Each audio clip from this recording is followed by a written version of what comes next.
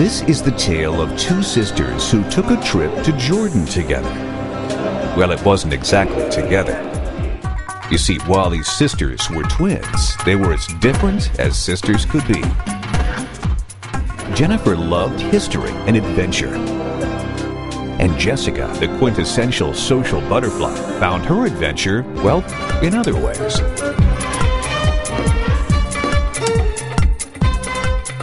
So when they first set foot in Amman, it wasn't surprising that Jennifer would be awestruck at the idea that she was walking the streets of one of the oldest continuously inhabited cities in the world, while Jessica couldn't wait to use the Wi-Fi connection in their luxurious hotel to stay in touch with her friends back home.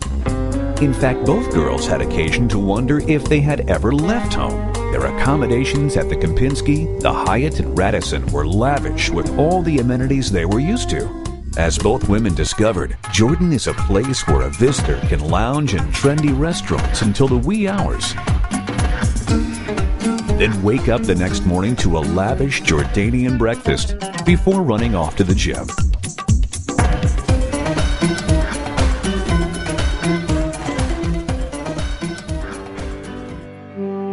But that is where their experiences parted company. Jennifer immediately felt a sense of something deep, something stirringly ancient.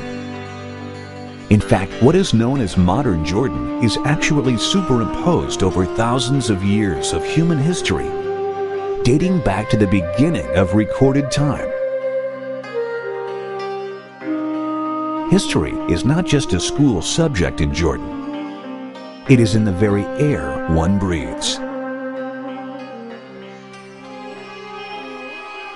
So Jennifer couldn't wait to visit Jerash, the excavated ruins of one of the 10 great Roman cities just 45 minutes from Amman. Here, she walked down roadways once marched over by Roman legionnaires and sat in an ancient hippodrome in a seat occupied by spectators 2,000 years ago.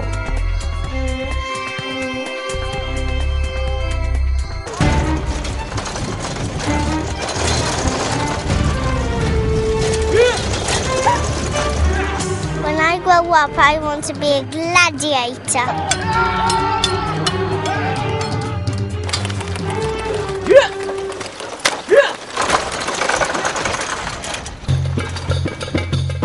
Then she turned the historical clock forward a millennium and gazed over the countryside from the castle at Ajloun, where the Crusaders met defeat. And then a few hours south, she wandered through the underground passages of the stronghold at Karak, built by the Crusaders. Jennifer's next foray took her deep into this history, way back before the Crusades or the Romans, to biblical times. She first visited Mount Nebo, where she felt chills while standing on the very ground from which Moses first gazed upon the Promised Land so many millennia ago. These are stirring footsteps in which to walk, and Jennifer found herself moved as the biblical accounts came to life for her. She was not alone. You know, I'd studied all these sites, and just to be here, to stand on Mount Nebo where Moses stood and saw the Promised Land was unbelievable. To have read the stories in the Scripture and now to have seen it in living color, it's like I was reading it in black and white, and now I was seeing it in high definition color. And emotionally, it was very significant for me. To stand on Mount Nebo and to know, like, where God was talking to Moses and pointing out to all these different places, and to actually stand there and look out over the site, it was just really neat to kind of have a physical, like a visual image for what we'd only heard about for so long. Jennifer traveled next to the simple wilderness of Bethany, beyond the Jordan, where Jesus was baptized by his cousin John the Baptist in the Jordan River. Here, he began his public ministry, and Christianity was born. Just getting to see it and getting to be there firsthand was amazing. I wasn't prepared for it. You know the story and you know the characters, but then once you get there, it's just like physically being present there, it's like indescribable. It just brings it all together.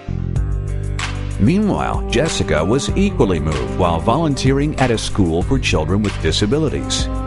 Many tourists come and want to give back to a local community, Voluntourism is a unique way to spend some time while on vacation and gives less fortunate children an opportunity to meet and interact with people from all over the world. For Jessica and countless others, it was a feel-good experience to see communities and visitors being brought together in such a special way. Working with the kids here has really opened my eyes a lot to how much care they have here, and it really makes me want to do more volunteer work in the future because the kids have fun, they love it, they're getting stronger, and it benefits you just as much as it benefits them, so it's wonderful. You can have your regular itinerary going all over the country, sightseeing, seeing the beautiful history, archaeology that you find all over the country, but you can also use 2 hours or 3 of your day just to give back to the local community, just to try to make a difference.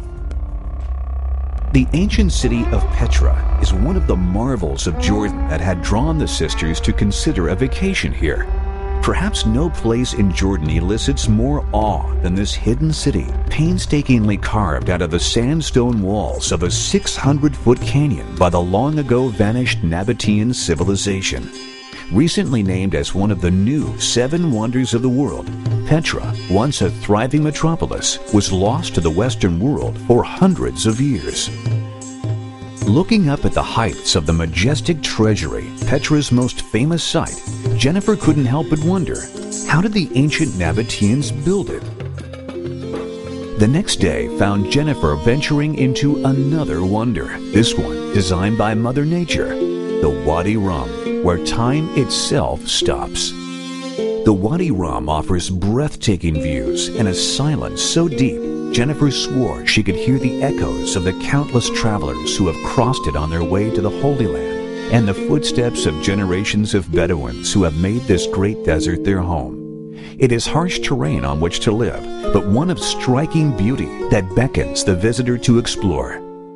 Jennifer passed up a ride with her group in a cushy Land Cruiser, opting instead to sway on a camel's back as she contemplated how different life was for these people. Born of generations of living in a rugged environment where interdependence means survival, their life seems so different without the usual trappings, to-do lists, and traffic. And though it seemed as they had only just arrived, the girls reached the final stop in their exploration of Jordan, the Dead Sea, a destination that can only be described as otherworldly, where brilliant white cliffs sparkling with crystallized salt stand guard over azure waters. For millennia, visitors have been drawn to the Dead Sea for its healing properties. Over 35 different dissolved salts and minerals make the waters so buoyant, floating is the only option. Here, Jennifer relaxed into the salty waters and pondered the area's history. It was in caves near this starkly beautiful body of water that the Dead Sea Scrolls were found, and she couldn't help but wonder what other undiscovered mysteries may still lie in those hills. The next day, as they headed for the Amman airport to leave, Jennifer and Jessica argue, as sisters will, over the best part of their Jordan vacation. Was it negotiating with a Bedouin tribesman at a bazaar? Eating a traditional dinner in Wadi Rum? Or the haute cuisine of a 5-star restaurant? Soaking up the sun at Aqaba or the waters of the Dead Sea? Walking in biblical footsteps or swimming with thousands of fish? Finally, Jennifer and Jessica decided that the best part of Jordan could only be the one common denominator for every experience they had: the Jordanian people. Jordan's people are warm and friendly and have mastered the fine art of preserving their unique heritage while progressing into the modern world.